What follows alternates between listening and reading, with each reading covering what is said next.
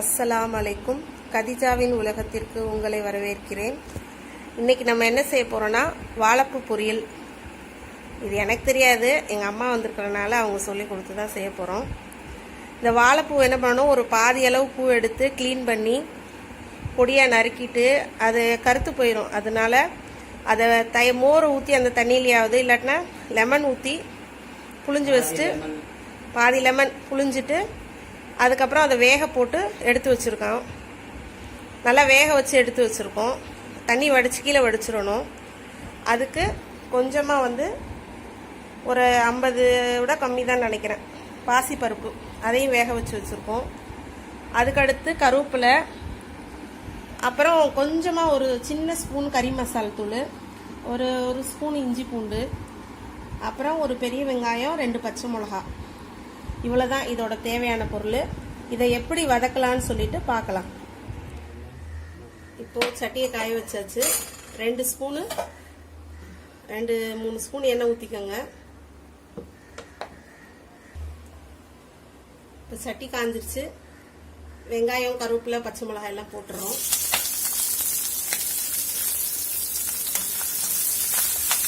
இது நல்லா வதங்கவும் இஞ்சி பூண்டை போட்டு வதக்கணும். வெங்காயம் நல்லா வதங்கிறதுக்கு உப்பு போட்டாச்சு. இப்போ வெங்காயம் வதங்கிருச்சு. இஞ்சி பூண்டை போட்டுடலாம். இஞ்சி பூண்டை போட்டு நல்லா பச்சை வாசனை போகிற வரை வதக்கிட்டு அதுக்கப்புறம் நம்ம எடுத்து வச்சுருக்கிற கொஞ்சோண்டு கறி மசாலாவை போட போகிறோம். இப்போது இஞ்சி பூண்டு வதங்கிருச்சு. கறி மசாலா போட்டுடலாம்.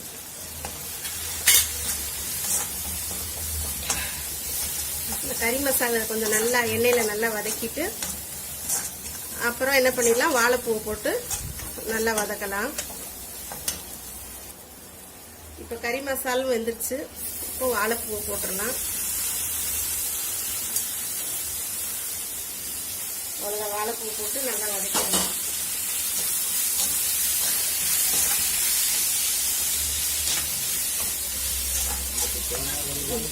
இதுக்கு தண்ணி ஊற்றலாமா? ஏற்கனவே வெந்துருச்சு வாழைப்பூ, அதனால நம்ம ரொம்ப வேக வைக்க தேவையில்லை. அதனால நம்ம கொஞ்சம் எண்ணெயில் இந்த மசாலாவோட சேர்த்து அப்சர்வ் ஆகுற வரையும் நம்ம வதக்கிடுவோம். தண்ணியாக தான் இருக்குமா? ஆமாம், போதும், வேண்டாம். அப்புறம் தண்ணியாக கூட்டு மாதிரி ஆகிட போகுது. இது பொரியல் மாதிரி தானே இருக்கணும். இப்படியே இருக்கட்டும். இதை நல்லா இப்படி சேர்த்து வதக்கிட்டா அப்புறம் பாசிப்பருப்பு போடலாம். இப்போது நல்லா வதங்கிருச்சு வாழைப்பூ. முதல்ல எப்படி இருந்தது, இப்போ எந்த அளவுக்கு நல்லா சுருண்டுருச்சுன்னு பாருங்கள். இப்போ என்ன பண்ண போகிறோம், இந்த அவிச்சு வச்சுக்கிற பாசிப்பருப்பை இதில் போட்டுருவோம். விருப்பப்பட்டவங்க கொஞ்சோன்னு தேங்காய் கூட போட்டுக்கலாம்.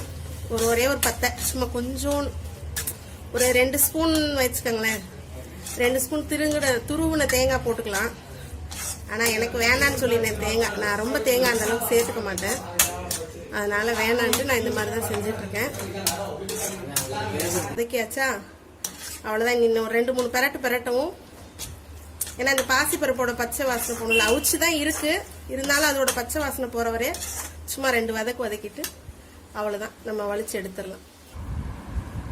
இப்போது வாழைப்பூ பொரியல் ரெடி ஆயிடுச்சு.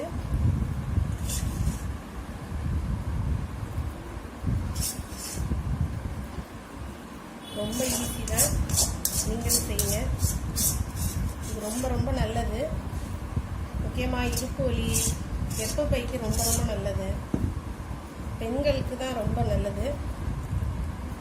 இது நான் எனக்கு ஆய சங்கடப்பட்டு நான் வாங்கி செய்ய மாட்டேன். அம்மா வந்தால் மட்டும் இது வாங்கி செய்கிறது.